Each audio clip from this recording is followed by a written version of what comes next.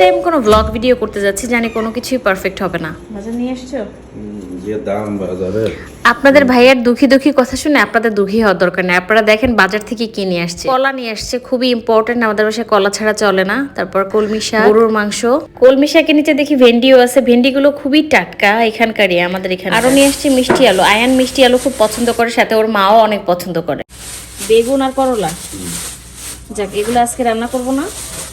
এগুলো মিষ্টি আলুটা শুধু সেদ্ধ করবো, আর বাকি যে তরকারিগুলো এগুলো আমি ফ্রিজে সুন্দর করে স্টোর করে রাখতেছি। আজকে শুক্রবার, পবিত্র জুম্মা দিন, তো আমার ছোটবেলার কিছু স্মৃতি মনে পড়ে গেল। ছোটবেলায় মাকেও দেখেছি শুক্রবারের দিন গরু গোশ রান্না করতে। শুক্রবার দিনটা একটা উৎসবের মতো লাগে। সম্ভবত সেই ছোটবেলায় গরু গোশের দাম ছিল মাত্র 80 টাকা, আর আজকে আপনার ভাইয়া গরুর গোশ নিয়ে আসছে 770 টাকা দিয়ে। এই প্রশংসাটা আপনার ভাইয়াকে না করলেই নয়, ও গোশটা কিন্তু খুবই ভালো কেনে। 5.5 কেজি গোশ নিয়ে আসছে। আমি 4 ভাগ করেছি, 1 ভাগ রান্না করবো আর 3 ভাগ ফ্রিজে রেখে দিলাম। আমার পরিবারের সবাই বলে যে আমি গরুর গোশটা নাকি খুব ভালো রান্না করি, তো আজকে আমি আপনাদেরকে আমার রেসিপিটা শেয়ার করব। গরুর গোশের একমাত্র সিক্রেট হলো গোশটাকে খুব ভালো মতো কষাতে হবে। আমি সবসময় যেটা করি, মশলাটা সাথে সাথে করে নেই। আমার ব্লেন্ডার মেশিন আছে, 2 মিনিট লাগে মশলা করতে, আর ওই মশলাটা দিয়ে মাংসটা খুব মজা লাগে। আমি পরিমাণ মতো আদা, রসুন, পেঁয়াজ, জিরা, এইগুলো আরো অন্যান্য মশলা সব একসাথে করে ব্লেন্ডারে ব্লেন্ড করে নিব। এবার মশলাটাকে 5 মিনিট সুন্দর মতো কষিয়ে মাংসটা দিয়ে দিলাম। গোশের গায়ের পানি শুকানো পর্যন্ত গোশটাকে খুব ভালো মতো করে কষাবো 10 থেকে 15 মিনিট। আমি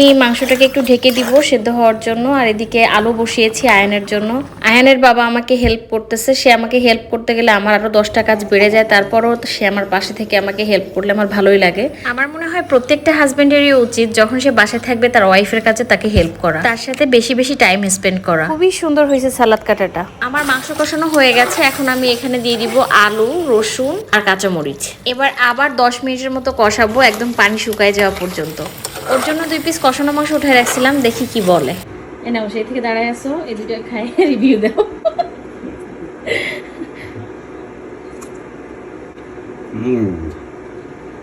অসাধারণ। Thank you. সবকিছু ঠিক আছে, লবণ, তারপর পারফেক্ট, অল পারফেক্ট, দারুণ হয়েছে। গোশটাকে আমি খুব সুন্দর মতো কষিয়ে নিয়েছি। এবার আমি ঝোলের পানি অ্যাড করলাম। পানিটা আমি আগে থেকে গরম করে রেখেছিলাম। এবার আমি হালকা আছে গোশটাকে আরো 10-15 মিনিট জাল করব। এই তো আমার রান্না শেষ, আমার আলু সেদ্ধও শেষ। কেমন লাগলো আমার ভিডিও অবশ্যই কমেন্ট করে জানাবেন। আসসালামু আলাইকুম।